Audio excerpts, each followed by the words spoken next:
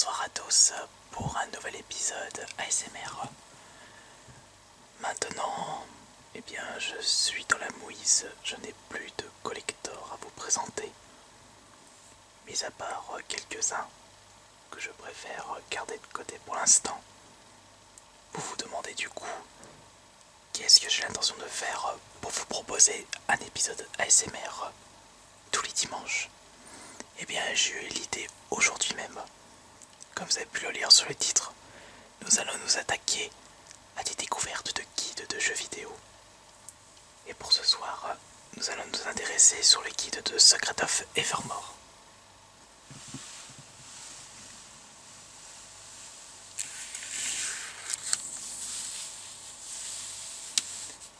Emballé dans une lettre.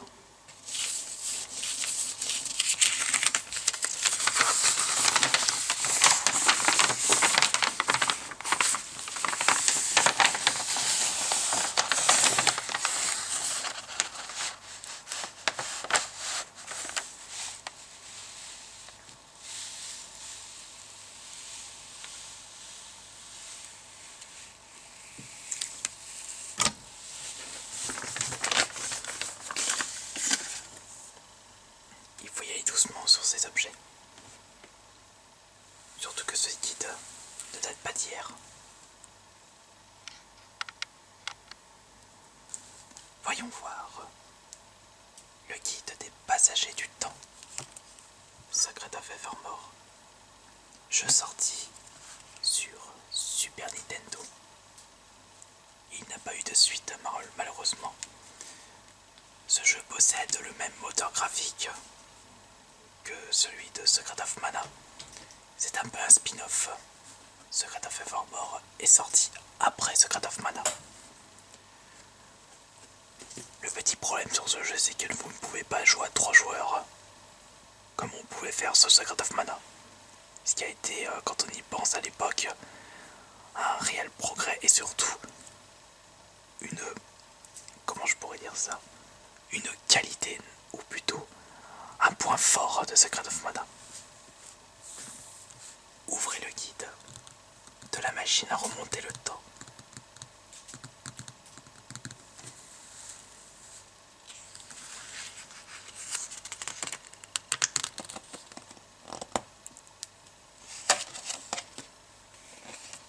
Secret of Evermore. Secret of Evermore est l'un des jeux d'aventure les plus complexes sur Super Nintendo. Un jeune bourgeoisien tout à fait ordinaire se retrouve projeté par hasard dans le pays imaginaire de Perpetua. Accompagné de son fidèle chien, l'adolescent doit résoudre un nombre inimaginable d'énigmes et se mesurer aux étranges créatures peuplant cette contrée. Ce manuel détaillé vous aidera à guider le jeune homme à travers Perpetua pour qu'il retrouve son chemin jusqu'à Pontoise. Pour élucider ces mystères, prenez en main la manette du jeu. Tout ne dépend plus que de vous, de votre persévérance et de votre dextérité. Amusez-vous bien.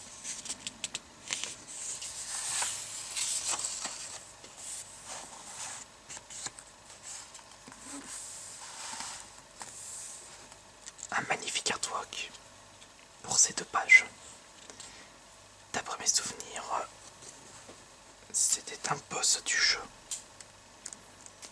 Je pense que c'était le boss du 2e monde, le monde de la Grèce antique, égyptien un petit peu.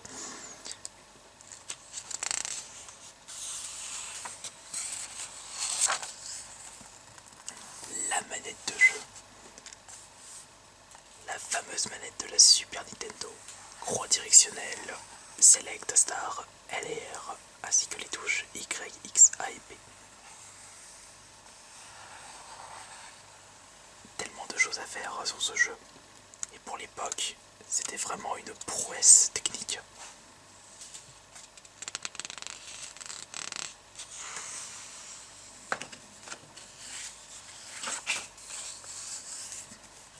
Action. L'écran, le combat, les armes, les brouettes. Très important de parler dans ce genre de jeu. Car ce qui fait un peu la base des RPG aventure c'est avant tout la discussion pour savoir où aller, les différentes quêtes, les marchands, avoir des objets.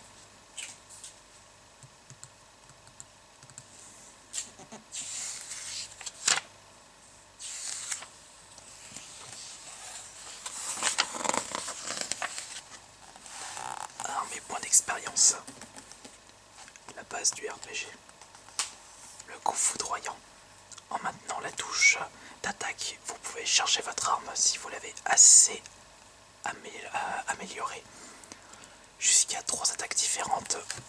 Ce qui n'est pas franchement exceptionnel par rapport à Secret of Mana, où vous pourrez améliorer une arme jusqu'à 9 niveaux.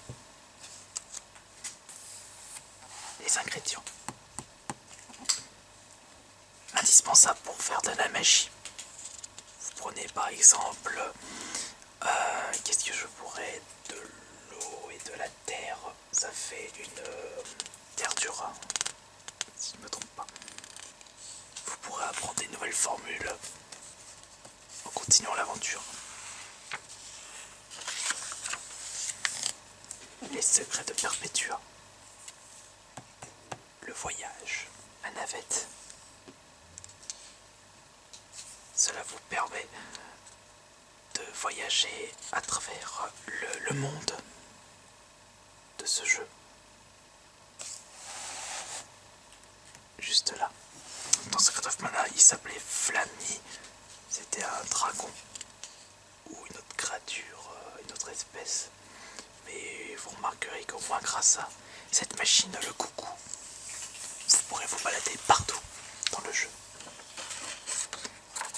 Nous allons passer maintenant aux anneaux. Voyons, c'était quoi les anneaux? Ah, c'est plutôt le menu du jeu. Pour pouvoir faire de la magie, utiliser des compétences ou des objets, ou vous équiper.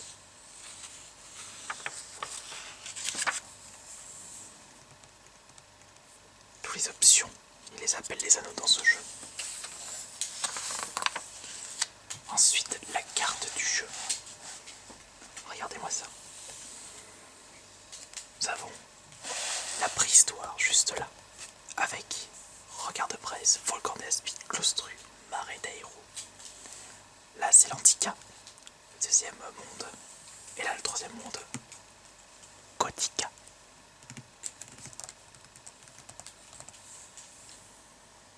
Ebonie, Ivory, Forêt Noire.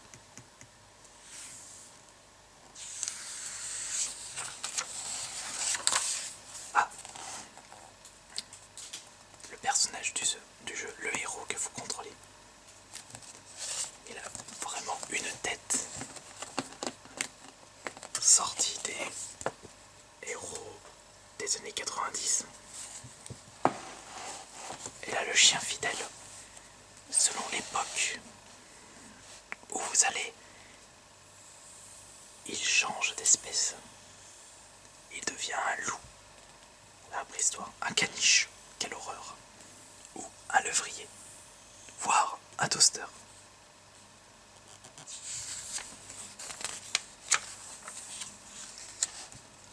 Là, nous avons différents objets du jeu. Du miel, nectar, chapelet pour faire des compétences assez fortes.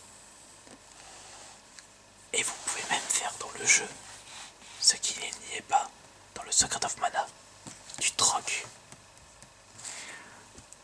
Avec ceci, vous pouvez essayer de récupérer des objets assez rares pour améliorer votre personnage. Tout un système est comme dans la vie réelle, comme dans tout commerce. Il y a les vendeurs honnêtes et les vendeurs malhonnêtes.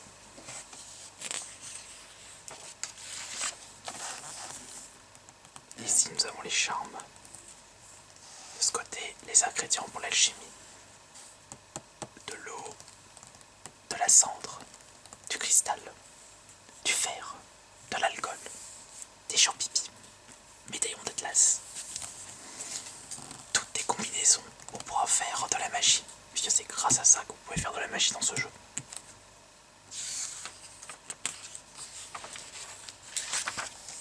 Et là nous avons les formules. Voyons voir. J'avais dit la boule dure. La boule dure. Ah non, cristal et argile. Bah alors ça avec quoi? Avec de l'eau et de la terre? Je crois qu'il n'y a rien. Oh, je me suis couru. Ah. Mes souvenirs, ce sont avouez fausses. Les alliés. Ils vous permettent de vous donner des chapelets ainsi que des magies ultra puissantes. C'est pour ça que moi, je préfère conseiller aux personnes jouant à ce jeu de conserver les chapelets pour les boss du jeu. Car vous les possédez dans une quantité limitée.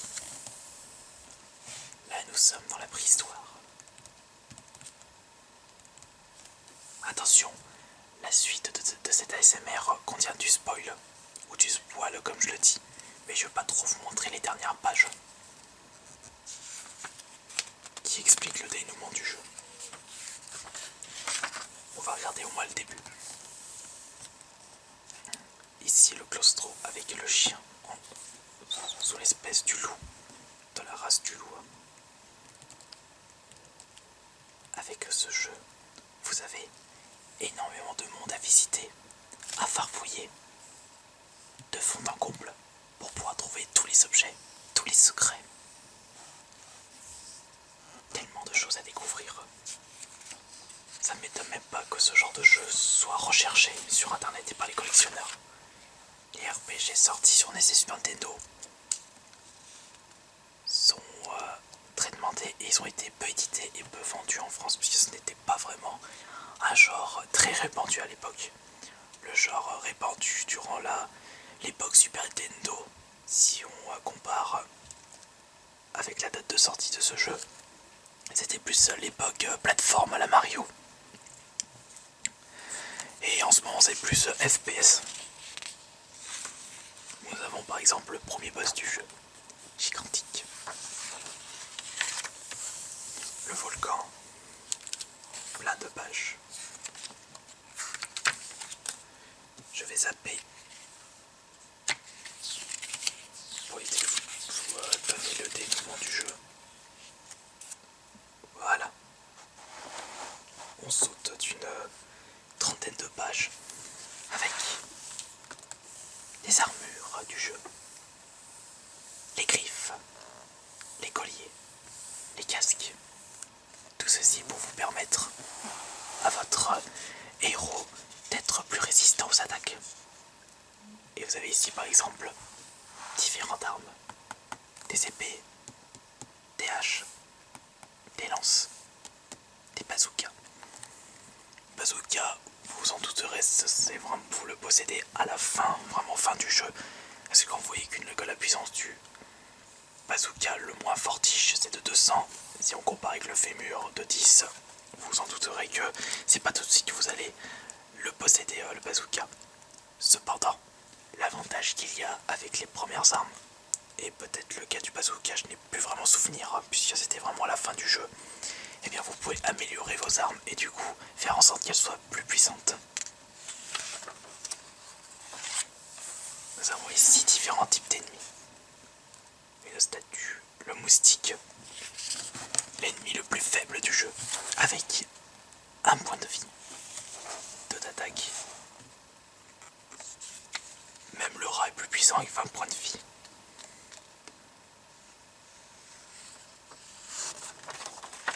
Attention, risque de spoil. Et pour la dernière page, nous avons les boss. Megaspig, Mephisto, Gigantic.